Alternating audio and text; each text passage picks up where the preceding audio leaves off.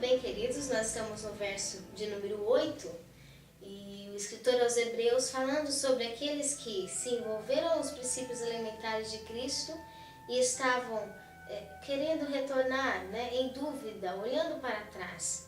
Então, o escritor, movido pelo Espírito Santo, está falando de que é como uma terra que recebe chuva e que dá fruto, e também uma terra que recebe a mesma chuva, com a mesma bênção, o mesmo poder, mas que produz frutos diferentes. Ela mesmo não dá um bom fruto.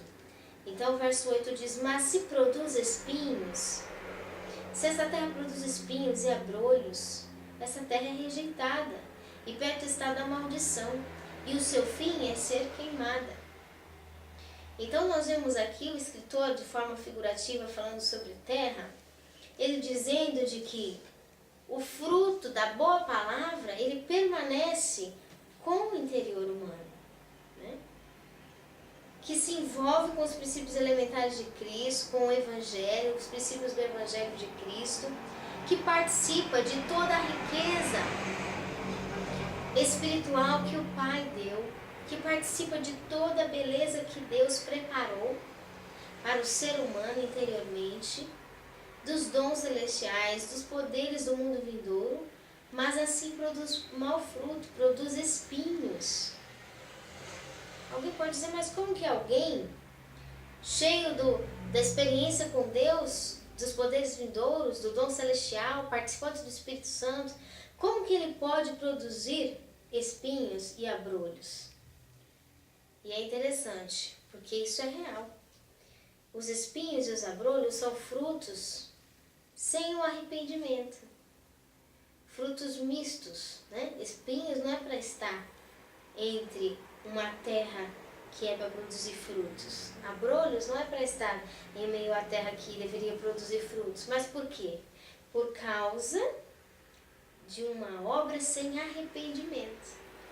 Um interior ainda sem largar as obras mortas. Então diz aqui, mas essa terra produz espinhos e abrolhos. Ela tem bênção? Quando ela não produz, então ela acaba sendo rejeitada e perto está da maldição. E o seu fim é ser queimada. Então o Espírito Santo estava falando aos Hebreus em respeito ao fruto de todo conhecimento depois de envolver-se com a verdade das Escrituras em Cristo. Depois eles entenderem que Cristo é a plenitude máxima de Deus. Depois eles terem aceitado e feito compromisso com os princípios elementares. Eles não formaram aliança genuína de interior, porque ainda estavam olhando para trás. E se estavam olhando para trás, não houve um arrependimento pleno. Porque quando há um arrependimento, não tem mais o que se voltar para trás. É para frente que se olha. Então não houve um arrependimento genuíno. Por não haver um arrependimento genuíno, ali aquela terra corria o risco de produzir espinhos para Deus.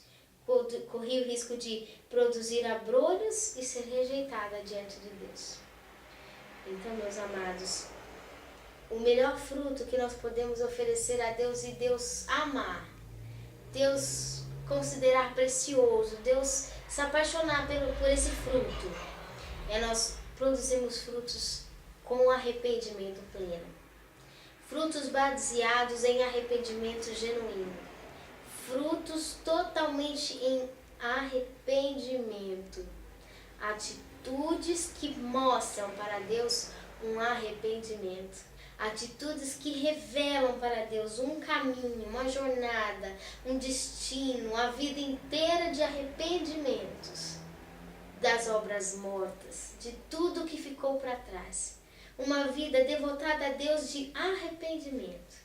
Assim, nós vamos não produzir espinhos nem abrolhos, mas ser a terra que produz erva proveitosa, que vai ter proveito, uma aliança que vai virar compromisso realmente com Deus, e alegrar o coração daquele que lavra essa terra, que é o nosso Deus. Amém? Que Deus nos abençoe e até amanhã. Um forte abraço.